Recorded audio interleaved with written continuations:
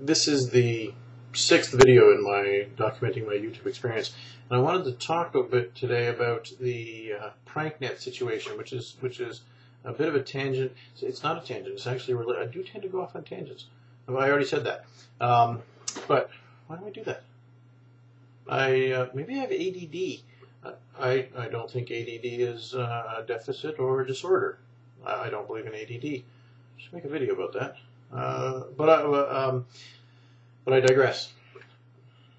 That would be a cool YouTube channel, but I digress. I should register that. Pranknet. I don't know if any of you have been following Pranknet. I wasn't aware of it myself, which is unusual considering how much time I spend watching these things. But apparently they have now actually identified the individuals that were a number of individuals. But, oh man, the heat is getting to me. It is uncharacteristically and repressively hot here where I live today, or it is right across North America actually. But nobody here really ever owned an air conditioner because I live on the coast and we traditionally always have a cool breeze and fairly temperate weather. So the heat is really kind of getting to me, and it's making my brain go all funny and melt out my nose. So the Pranknet situation, I'll put an excellent a link to an excellent synopsis in the sidebar. The Smoking Gun has been following it from the beginning and has kind of recapped the whole chronology of it, and it's actually quite interesting. But I think the Pranknet, and I'm going to use the Pranknet as an example to try and support one of my original hypotheses, and that was that we're using Web 2.0 technology like YouTube and blog TV as not only a means by which we express our creativity and share and connect with other people, but also for identity creation and recreation. I believe that the creation of personal identity and then the transformation and the recreation of personal identity is done in part by trying on aspects, personas, and projecting that to others, and then seeing how others take to it. And it allows us to kind of assess, whether or not the analogy that I use when I explain this to people is one of trying on different styles of clothing. That we try on different styles, and we go out and see how people take to it, and they say that really suits you, or they treat you, as a certain type of person or a certain type of class or something. Or conversely, they go, what are you doing? That looks ridiculous. You can't dress like it. My partner does that to me often when I choose my own clothes. But I think that this technology is very similar to that we can adopt different types of personalities or different aspects and put them out there and see how people take to them. And I think that is what some people are doing. I don't think everybody does that. I don't think everybody involved with Pranknet did that.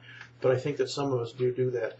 And that is one of the things that I've been looking for. So in this particular case, I think maybe that this was the original impetus for Tariq Malik, who is allegedly the founder and the leader of Pranknet. I think that maybe perhaps he was trying to be somebody slightly different than he believed himself to be in the physical world. And this is in part supported by the story that the Smoking Gun has posted, that when their investigators spoke to him in person, they found that he was a very different person than they were seeing reflected on the web and in the chat rooms that they were operating out of.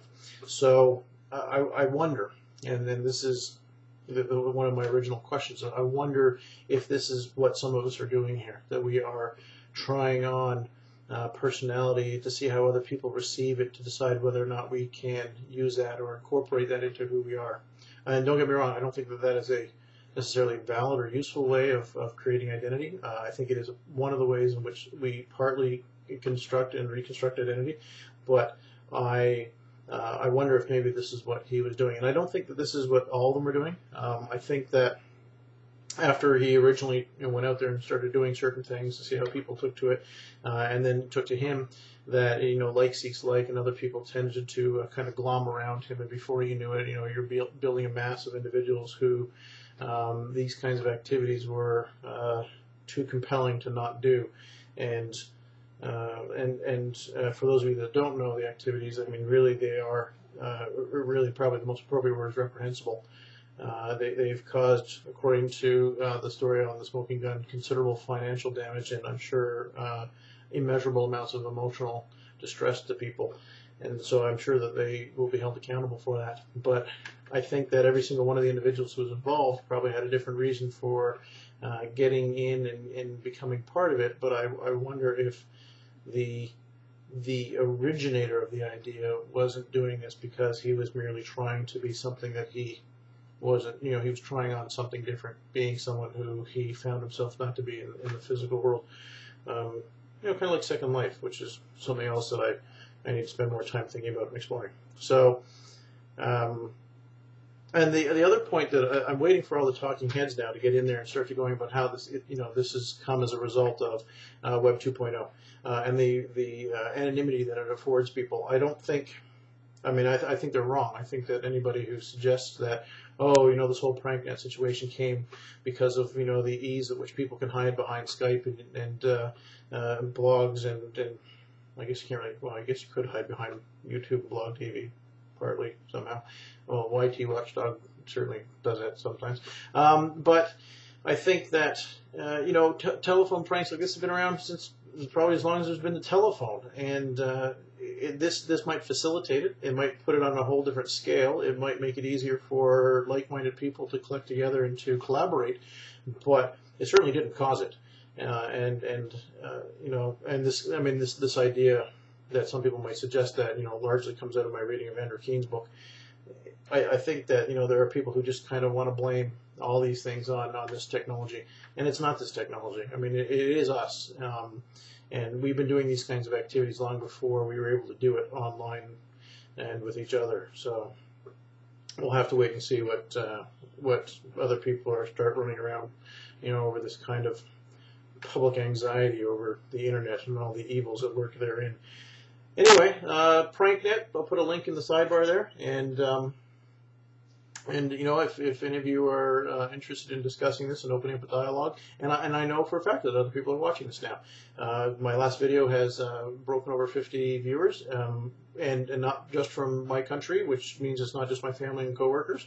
So somebody's finding me. Whether or not they're watching through the entirety, I don't know, but they are certainly coming by and stopping by. So if you're one of those, leave a comment. I'd be interested in hearing what you have to say about not only the whole Pranknet situation, but my original impetus for coming here, and that is how Web 2.0 technology might be affecting us as individuals and as a society, in as much as how it shapes the way we relate to one another. So thank you very much, and see you next time.